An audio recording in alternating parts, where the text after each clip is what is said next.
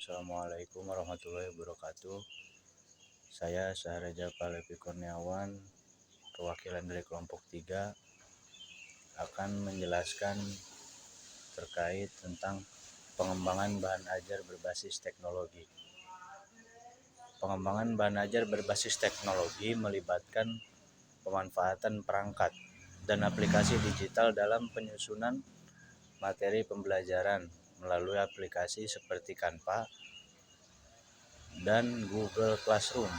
Guru dapat menciptakan materi yang lebih menarik dan mudah diakses oleh siswa. Hal ini tidak hanya meningkatkan keterlibatan peserta didik, tetapi juga mendorong proses pembelajaran yang lebih dinamis dan menyenangkan. Jadi, ketika bahan ajar menggunakan teknologi, maka akan memudahkan seorang guru menyampaikan materi kepada murid-muridnya dan membuat murid lebih memahami apa yang disampaikan. Itu adalah Maka dari itu setiap guru harus mau mengupgrade dirinya untuk mengetahui tentang teknologi. Selanjutnya akan dijelaskan oleh Saudara Tarmin. Baik, bismillah. Untuk materi selanjutnya yaitu pelatihan pengembangan bahan ajar berbasis TIK. Pelatihan yang diberikan kepada guru mencakup analisis kurikulum, pembuatan bahan ajar digital seperti video dan slide pembelajaran, serta penggunaan aplikasi pendukung seperti video scribe. Pelatihan ini bertujuan agar guru memiliki kompetensi pedagogik yang baik dalam menyusun dan mengelola pembelajaran digital secara mandiri dan kreatif. Artinya, guru ini diperlukan pelatihan untuk bisa mengembangkan bahan ajarnya berbasis teknologi agar guru tidak tertinggal teknologi, ya, seperti yang pertama yaitu analisis kurikulum. Maknanya di sini guru itu dilatih untuk memahami dan menganalisis kurikulum yang berlaku agar bisa menyusun materi ajar sesuai dengan capaian pembelajaran dan kebutuhan peserta didik. Artinya guru itu harus bisa tahu apa yang dibutuhkan peserta didik itu saat ini. Nah, terus yang kedua ada pembuatan bahan ajar digital seperti video pembelajaran dan slide presentasi, yang mana guru itu diajarkan cara membuat media pembelajaran digital seperti yang sudah tadi disebutkan, yaitu video pembelajaran yang bisa ditonton siswa secara mandiri, yaitu dengan video yang menarik dan juga mudah dipahami untuk siswa dengan video tersebut. Yang kedua yaitu slide presentasi. Nah, slide presentasi ini sebagai penunjang pembelajaran di kelas atau daring agar siswa tersebut tidak mudah bosan dengan pelajaran.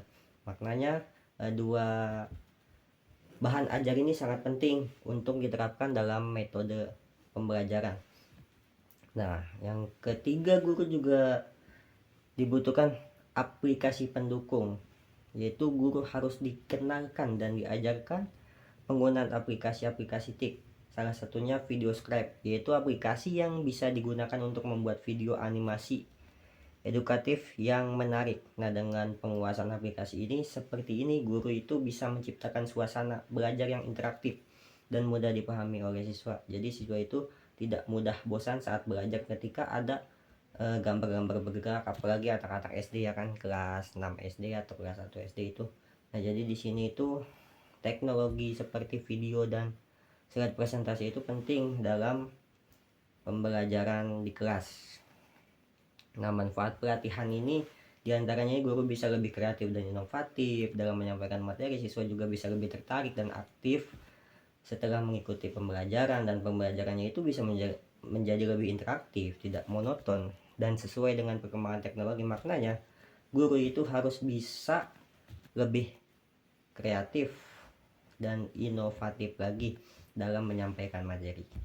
Baik, langsung saja ke pembahasan berikutnya. Baik, saya akan sedikit menjelaskan tentang efektivitas bahan ajar digital bagi seorang pelajar. Yang pertama, ada sisi negatif dan ada sisi positifnya. yang saya akan sedikit jelaskan, yang pertama adalah sisi positifnya. Sisi positif dari bahan ajar digital ini adalah memudahkan pelajar untuk mengakses belajar dimanapun. Jadi, seiring berjalannya waktu, semakin canggihnya teknologi pada saat ini, kita bisa belajar melalui daring atau e-learning. Nah, itu kan, itu pertama adanya itu yang paling booming itu waktu COVID-19. Itu kan, semua belajar itu melalui daring. Nah, itu yang pertama itu adalah memudahkan akses belajar siswa. Itu hal positifnya karena, yang kedua juga kita mengikuti zaman gitu kan, karena makin kesini makin modern. Jadi digital pun makin naik. Dan yang kedua ada sisi negatifnya. Sisi negatifnya ini yang pertama adalah ketergantungan pada teknologi.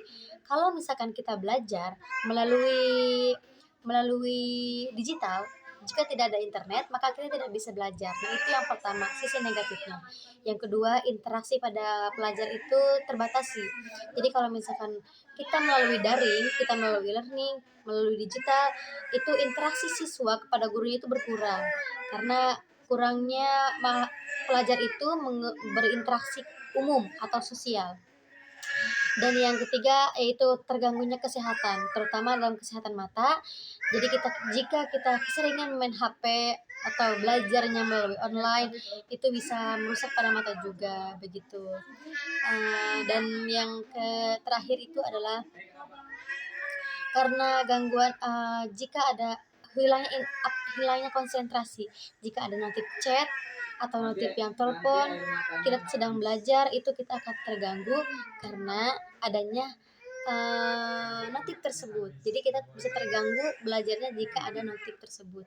Itu adalah efektivitas negatif dan positifnya bahan ajar digital bagi pelajar. Terima kasih.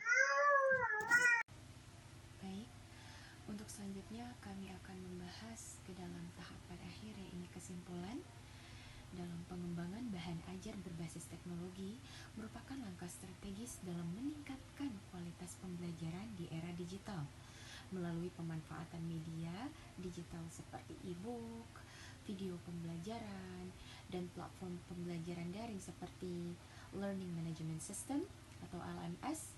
Nah, itu akan memunculkan yang namanya proses belajar mengajar menjadi lebih interaktif.